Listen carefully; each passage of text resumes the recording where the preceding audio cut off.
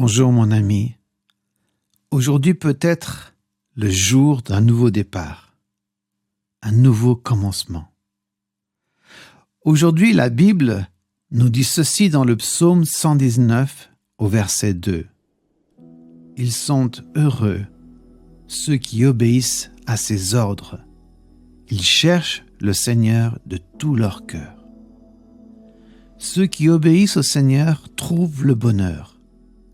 J'aimerais souligner une nuance que j'ai observée bien des fois dans ma vie, mais aussi dans la vie de nombreux frères et sœurs. Le bonheur, conséquence de l'obéissance au Seigneur, n'est pas toujours instantané, immédiat. Je ne suis pas toujours heureux immédiatement après mon obéissance. Je suis heureux parce que la conséquence de mon obéissance à la parole de Dieu porte du fruit en une saison particulière de ma vie. Peut-être qu'en ce moment tu es découragé parce que ce bonheur que tu attends n'est pas encore là. Je voudrais t'encourager à être patient. Tu n'es peut-être pas prêt, pas prête pour ce que le Seigneur a pour toi. Tu es comme cette flèche dont parle Ésaïe 49 au verset 2, bien aiguisée et prête à être utilisée. Mais plutôt que d'être utile, il t'a caché dans son sac de flèches, dans son carquois. Et tu dis, mais pourquoi? Pourquoi ne m'utilises-tu pas, Seigneur? Je suis prêt, je suis parfaitement prêt.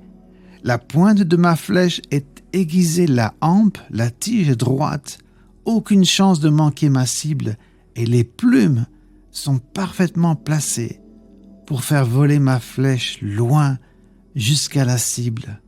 Alors pourquoi? Pourquoi être dans le noir du carquois, inutile, sans objectif, sans but, juste l'ennui? Je me demande si c'est exactement ce qu'a dit Joseph lorsqu'il était en prison. En prison alors qu'il avait été faussement accusé par la femme de Potiphar. Joseph était prêt, mais sa cible n'était pas encore là. L'Éternel, maître du temps, travaillait le caractère de Joseph, ce gamin de 17 ans, arrogant, ambitieux ou rêveur. Même les chansons du roi, le responsable des boissons, qui après avoir commis une faute, fait lui aussi un stage en prison. Il fait un rêve et Joseph interprète ce rêve et lui demande de ne pas l'oublier lorsqu'il sera sorti de prison, mais de parler favorablement de lui. Même lui va oublier Joseph. Pourquoi?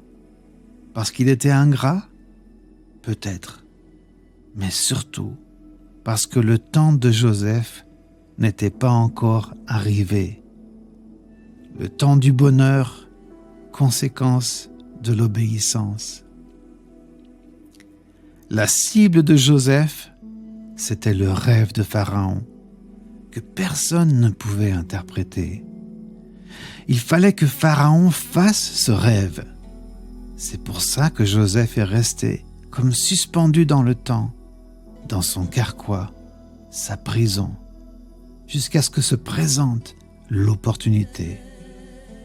Pharaon eut un rêve. Note attentivement que Joseph en prison n'est pas resté oisif. Il a continué à aiguiser la pointe de sa flèche, son talent, sa capacité d'interpréter les rêves. Un rêveur, oui, mais le rêveur de Dieu, celui qui rêvait Dieu. Alors toi, sois encouragé. Si tu es encore dans l'attente, dans l'ombre, pas utilisé malgré tous tes talents, sois patient, sois patiente. Et surtout, ne commets pas l'erreur de sortir de toi-même, de l'ombre, pour viser la première cible que tu vois. Tu te tromperais de cible. Et là, la réparation, la restauration est beaucoup plus longue. Il y a un texte dans le livre du prophète Habakkuk qui invite à la patience et qui dit « Écris la vision clairement sur des tablettes. Les choses que je te fais voir arriveront, mais seulement au moment fixé. Attends le moment fixé et travaille tes talents. Aiguise la pointe de ta flèche. Veille à la droiture de ton caractère et sois constamment rempli du Saint-Esprit. » Et souviens-toi que Joseph ne savait pas quand viendrait son jour. Tous les jours, on descendait pour lui apporter sa nourriture. Il devait connaître tous les bruits des portes, des serrures, toutes les voix de ceux qui travaillaient à la prison. Puis un jour, tous ces bruits, tout ce qu'il connaissait, a pris une toute autre signification. Et lorsque son temps est venu, il était prêt à interpréter le rêve de Pharaon. S'il n'avait pas été diligent avec ce qu'il avait reçu, si la pointe de sa flèche n'avait pas été aiguisée, il aurait hésité, se serait probablement trompé dans son interprétation et serait mort en prison. Son obéissance a permis un plan pour préparer les 7 années de famine qui allaient frapper l'Égypte. Son obéissance a permis le déroulement de l'histoire préparée par l'Éternel. L'Égypte, Moïse, la loi et la terre promise. Sois tranquille, reste tranquille, dans l'ombre du carquois, parce que ta cible arrive bientôt.